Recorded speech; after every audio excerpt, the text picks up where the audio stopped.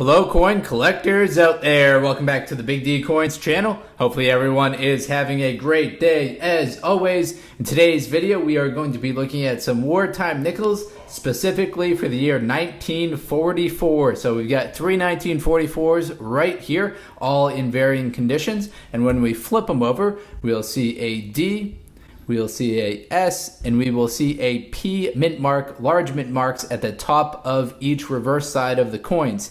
These are what's known as the wartime nickels, and they are 35% silver. These are some very cool coins. There's also a special 1944D era coin that is the 1944D-501. It is a repunch mint mark. We'll talk about that coin. We'll talk about the mintages across the board, and we will talk about the values for the non-error coins, both the high grade and the low grade. If you want to still hang around and check out some of these coins right here, please do that. I'm glad to have you with us. So let's first start about the mintages of these coins. So 1944 right here is the third year that we're making wartime nickels. And the mintages really bounce around all over the place for these wartime nickels. So in 1944, we have a mintage of 119 million for the Philadelphia Mint, down to 32 million for the Denver Mint, and then down even lower to 21 million for the San Francisco Mint. Now these coins were being produced right in the middle of World War II, which is probably why the mintages are bouncing all over the place based on the production restraints that were happening during then. But that's also the reason why that they are the wartime silver nickels. So nickel was a highly valued use for armor plating, and Congress ordered that the removal of this metal from the 5-cent piece effective October 8th, 1942. So after October 8th, 1942, all the way up until the end of the year 1945. These coins are 35% silver, 56% copper, 9% manganese, and should have a weight of 5 grams. That 35% copper, that yields a melt value of $1.07. So even if your coin is in the condition like you see right here, which is these are all rather scratched up, worn out, a lot of different nicks and marks on them, no mint luster whatsoever remaining, these are still going to be worth about $1 each, just based on the fact of their melt value alone.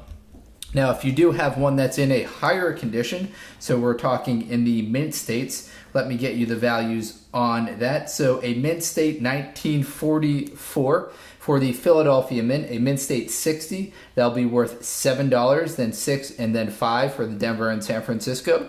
For a MS 63, that'll be 12, 12, and 10, and a mint state 65, that'll be 30, 25, and 22. So you can see across the board, interestingly, the Philadelphia Mint is the rarer, or is the more valuable once you get into the mint state grade. Now that can be a combination of how many were made and how many were made well. So there might have been more of these coins were made, but they might not have been struck as well. Maybe they were overusing the dies, and so therefore the MS65 coins are going to be higher for the Philadelphia Mint because they were producing mostly lower mint coins, and those are for the regular mint state condition and not the full steps. If you've got the full steps on these reverse side right here, you've kind of hit the jackpot as far as getting a highly graded coin, because most of them that were struck even that are uncirculated, they might not have that full steps designation, so you might not be able to see the steps going across the side right here. That was probably the case with this one right here, and then it got even more worn out, so there were probably never the full steps on this. All right, now let's talk about that error coin that I promised. It's the 1944 D over D repunched mint mark. So when we flip it over to the reverse side of the coin, the point of emphasis is going to be right up here at the top. Now I should mention that these coins have the large mint marks on them.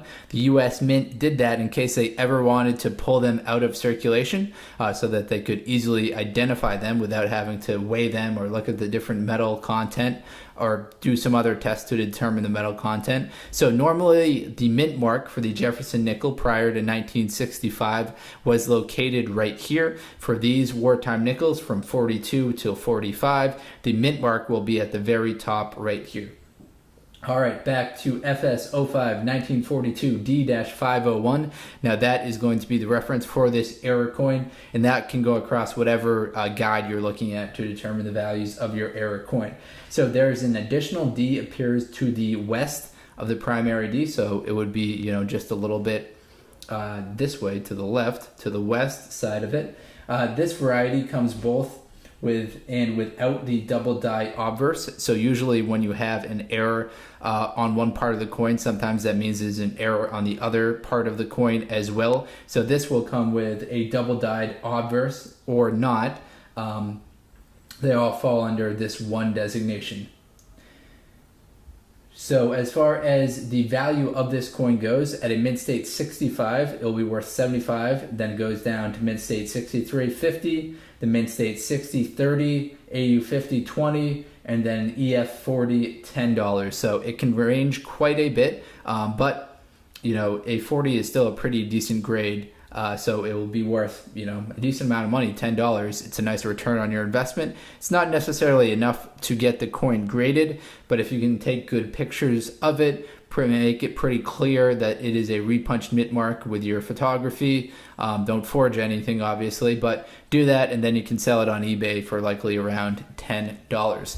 Now, this is also documented in the PCGS on their price guide. So if you go to PCGS.com/Coinfax, and then you start searching through the Jefferson nickels, you'll see this same error coin documented there, and they actually go higher than a mint state 65 on their price guides. They go all the way up to a 66 plus, and they have graded 4 of them a mint state 66 plus for this repunched mint mark, and those will have a value of $475 according to their price guide. However, none of them have actually sold at auction. There have been several graded by NGC, which have sold at auction. NGC is known to be a little bit more lenient with their gradings, so sometimes their grades aren't as valued as the PCGS. And so a NGC graded 66 plus sold at an auction in November of 2018 for $144. So it's hard to tell the price for these high-end repunch mint marks for this particular error coin, but you'll know that they're worth quite a lot of money.